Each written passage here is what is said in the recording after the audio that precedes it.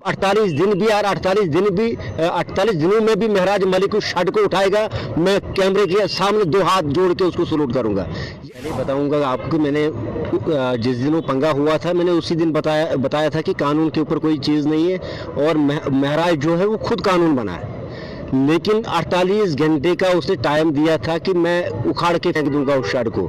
अब 48 दिन भी यार 48 दिन भी 48 दिनों में भी महराज मलिक उस शर्ट को उठाएगा, मैं कैमरे के सामने 2 हाथ जोड़ के उसको सलूट करूंगा। ये ड्रामे पिछले 4-5 महीने से ड्रामे डोडा में चल रहे हैं और ये चलते रहेंगे। आप ये बताओ कि उसने लॉरी अड्डा की बात की थी और ऑटो वालों की, जैसे महराज ने बात की और ऑटो वालों को जिन्होंने 7-7, 8-8 लाख रुपए बैंकों से कर्जा लिया है और आप देख रहे हैं कि उनको ऊपर से ऑर्डर आया कि 2.5 रुपये 1 किलोमीटर में आपने एक बंदे से लेना है। कितना जुल्म हो रहा है ऑटो वालों के साथ महराज की वजह से। आप मुझे बताइए कि महराज को ऐसे काम नहीं करने चाहिए जहां लोगों का नुकसान हो। पहले दिन से वो लोगों की हित की बात नहीं कर रहा है, खाली ड्रामे कर रहा है सोशल मीडिया पे। वो फेसबुक MLA, मैंने आपको पहले बोल दिया, और उसके जो लोग हैं कमेंट लिखते हैं, मुझे कोई फर्क नहीं पड़ता है, लेकिन जैसा लीडर वैसी कौम, और उसके साथ जितने भी लोग हैं वो भी वैसे बदतमीज किस्म के लोग हैं, वो किसी की माँ बहन की गालियां निकालते हैं कमेंटों में।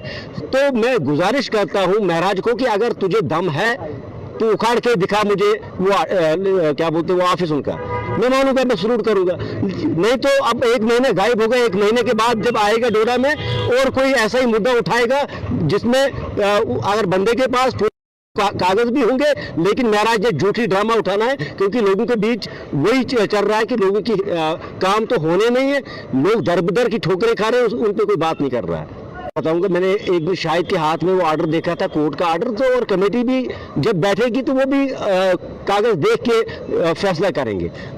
जहाँ के झूठे दावे, झूठे वादे, झूठे भाषण वो उधरी तक समेटे। और महराज को चाहिए कि अगर उसको हमदर्दी है अपने डोडा के लोगों की, अभी वो दिल्ली में बैठा है, लोग फोन कर रहे हैं, दर बदर की ठोकरें कर रहे, फोन नहीं उठा रहा है कोई, उनका नामो निशान नहीं है डोडा में।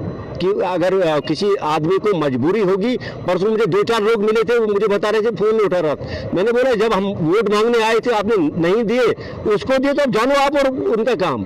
लेकिन सवाल ये पैदा होता है कि महराज के सिर्फ यही ड्रामे चलते रहेंगे, जैसे DDC में खाली ड्रामे कर रहा था और आज भी वही ड्रामे शुरू हैं डोडा में। मैं हर एक के खिलाफ बोल रहा हूँ। मैंने परसों NC सरकार के लिए भी बोला कि क्योंकि लोग, हमारे नौजवान बच्चे जो हैं वो सड़कों पे हैं, बेचारे मजदूरी कर रहे हैं डिग्रियां करके। मैं उमर साहब से भी गुजारिश की थी मैंने कि कम से कम जो आपने वादे किए थे उन वादों पे खरा उतरे और नौजवान बच्चों को रोजगार दे।